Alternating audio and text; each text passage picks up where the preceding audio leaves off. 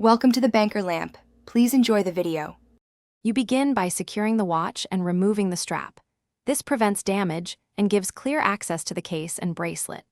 Once done, lay the watch on a padded, lint-free surface and mix a mild cleaning paste from dish soap and half a teaspoon of baking soda.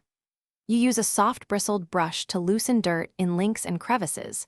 Make sure to test any polishing compound on an inconspicuous area so you can compare brushed versus mirror finishes before committing. Now you focus on removing fine scratches while preserving the original finish.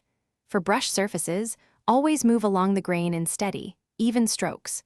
For mirror-polished areas, use small circular motions.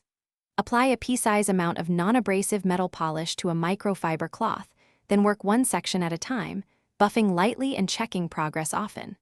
Once the polish lifts scratches, switch to a clean cotton cloth to remove residue and bring out shine. For links and tight crevices, use a wrapped toothpick or Q-tip.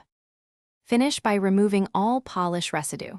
Lightly rinse the watch with a damp microfiber cloth, avoiding soaking if the watch isn't water-resistant, and dry thoroughly with a clean cloth.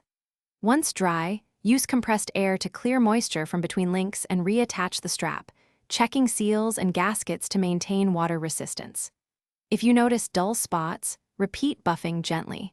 For deep scratches or persistent discoloration, stop and consult a professional.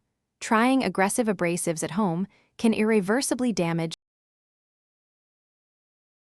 Thanks for watching. If this was helpful, leave a like and consider subscribing. See you next time.